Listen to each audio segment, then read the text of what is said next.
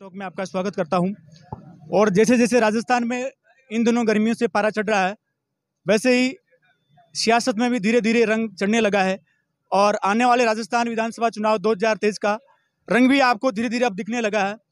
आज मालपुरा डोडा विधानसभा क्षेत्र में सक्रिय रूप से कार्य कर रहे हैं और काफ़ी दिनों से लोगों से मिल भी रहे हैं और सक्रिय रूप से लोगों की समस्याएं सुन रहे हैं और यथासंभव उनका समस्याओं का समाधान भी कर रहे हैं।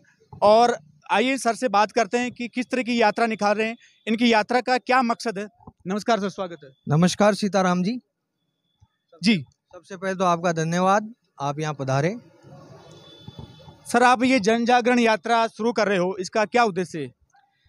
देखिए, 3 साल में राजस्थान में जब कांग्रेस की सरकार है, उसने ऐसी बहुत सारी कल्याणकारी योजनाएं आम जन के लिए वो लेके आए हैं, जिससे आम जन की जो तकलीफ़ें हैं, जो समस्याओं का उनको सामना करना पड़ता है, उससे उनको राहत मिले। तो हम इस सोच के साथ में निकले हैं कि गांव-गांव, ढाणी-ढाणी पंचायत जाएंगे और जो कांग्रेस सरकार ने जो काम किए हैं, उन कामों को हम लोगों के बीच में लेके जाएंगे।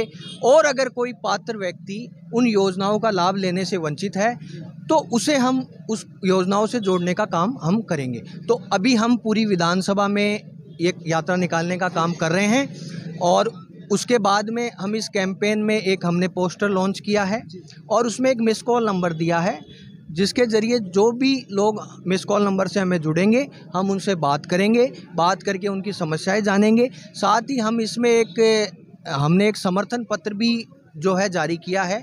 तो समर्थन पत्र में जो हमारे कार्यकर्ता है कांग्रेस के, वो लोगों तक जाएंगे और लोगों की क्या प्रमुख मांगे हैं और क्या प्रमुख समस्याएं हैं, उनको उसमें मतलब नोट करेंगे और साथ ही जो लोगों के जो सुझाव हैं उनको लेके हम आगे बढ़ेंगे और उन सुझावों के साथ में उन लोगों का हम समर्थन लेंगे। यशवीर जी, आपने ये यात्रा का जगह डिग्गी क्यों चुना आपने? देखिए, डिग्गी एक धार्मिक स्थल है जो बड़े प्राचीन समय से जो है आस्था का केंद्र रहा है। तो हमारा जो देश है वो आस्था के हिसाब से चलता है, भावनाओं के हिसाब से चलता है। और मैं समझता हूँ कि टोंक क्षेत्र ही नहीं, राजस्थान ही नहीं, अपितु देश के हर कोने से लोग जो हैं डिग्गी आते हैं और अपनी जो उनकी एक जो मन की मुराद होती है वो यहाँ आने से पूरी होती है। तो हमने भी आज इस कार्यक्रम की शुरुआत यहाँ से, इस पवित्र धरा से करी है और मैं समझता हूँ कि भगवान कल्याण जी महाराज के आशीर्वाद से, जनता जनार्दन के आशीर्वाद से और आप सब लोगों के सहयोग से ये यात्रा हम जिस संकल्प के साथ हमने शुरू करी है, उस संकल्प के साथ हम पूरी करेंगे। 2023 विधानसभा में टोडा मालपुरा में आपकी क्या भूमिका रहेगी? देखिए, मैं जो है 2023 के लिए यहाँ से विधानसभा की मैं तैयारी कर रहा हूँ। तो मैं मेहनत करूँगा, गांव ढाणी तक जाऊँगा, लोगों के बीच जाऊँगा, अपने जो लोग मेरे साथ जो जुड़ेंगे उन लोगों को साथ में लेकर हम लोग मजबूती से हम अपनी बातें पार्टी के समक्ष रखेंगे और पार्टी अगर चुनाव लड़ने का आदेश देगी तो हम चुनाव लड़ेंगे। परंतु हमारी जो मेन जो सोच हम लेके निकले हैं वो इस बार ये निकले हैं कि पार्टी जिसे भी चुनाव लड़ाने का आदेश देगी, हम सब लोग मजबूती से पिछले 30 सालों से मालपुरा डोडा में कांग्रेस नहीं आ रही, इसका मुख्य क्या कारण है? देखिए, लगातार 40 सालों तक कांग्रेस के जो है जनप्रतिनिधि यहाँ बनते रहे और उन्होंने यहाँ के डेवलपमेंट के लिए, चीज़ों के लिए बहुत काम भी किया और बड़े बड़े पदों पे भी यहाँ के विधायक रहे, आप सब जानते हैं, होम मिनिस्टर तक रहे।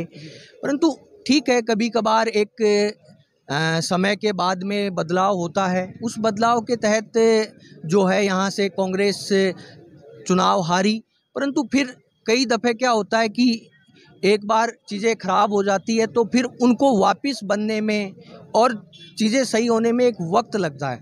तो मैंने और मेरे सारी टीम ने बीड़ा उठाया है कि जो बिखराव कांग्रेस पार्टी में है, उस बिखराव को हम जोड़ने का काम करेंगे और मजबूती से कांग्रेस को, जो गांव ढाणी में जो कांग्रेस का कार्यकर्ता है, उसमें हम विश्वास जगाने का काम करेंगे और पुनः हम कोशिश करेंगे कि 2023 का जब चुनाव हो तो कांग्रेस मजबूती के साथ यहाँ चुनाव लड़े। और इस बार जो ये 30 साल का जो वनवास है, राम जी का वनवास भी 14 साल का था, तो ये जो 30 साल का वनवास है इसको ख़त्म करें, क्योंकि कांग्रेस का जो कार्यकर्ता है वो ये चाहता है कि अब यहाँ से जो है कांग्रेस का जनप्रतिनिधि बनना चाहिए, क्योंकि वो भी अपने आप को कमज़ोर महसूस करता है बिना जनप्रतिनिधि के। सर, आपको इतना आत्मविश्वास कैसे है कि मैं इस तरह की तैयारी कर रहा हूँ? देखिए भैया, मैं जब घर से निकला राजनीति में तो मेरे पास खोने के लिए कुछ नहीं था। उस दिन मेरा मकसद ये था कि मैं जिस सोच के साथ, जिस विज़न के साथ निकला हूँ, उस विज़न के लिए मैं दिन रात मेहनत करूँगा, प्रयास करूँगा, और मुझे खुद पे भरोसा है। क्योंकि अगर मैं अपने आप पर खुद ही भरोसा नहीं करूँगा तो मेरे जो युवा साथी हैं, जो बुज़ुर्ग हैं, वो मेरे पे क्या भरोसा करेंगे। तो मैं अपने आप पे भरोसा करता हूँ, मेरे को अपने काम पे भरोसा है, मैं एक पॉजिटिव सोच के साथ चलने वाला व्यक्ति हूँ, इसलिए मेरे अंदर इतना आत्मविश्वास है। तो ये अपन बात करें तो यशवीर जी सुराजी से, आज ये निकल पड़े हैं डिग्गी से और घर घर प्रत्येक स्टोर पर चौपाल कर रहे हैं, गांव-गांव ढाणी जाने का इनका इरादा है। और एक कांग्रेस जो पिछले 30 सालों से यहाँ पर एक वनवास भोग रही है, उसका ये ख़त्म करने में इनके अंदर इतना विश्वास है। जब से घर निकले, जब से लग रहे हैं, तो ज़्यादा से ज़्यादा शेयर और लाइक कीजिए। हम भी इस तरह का चुनावी चौपाल आपको दिखाते रहेंगे। हमारा भी आज से ये शुभारंभ है। आप सबको बहुत बहुत शुभकामनाएं हमारी ओर से। नमस्कार।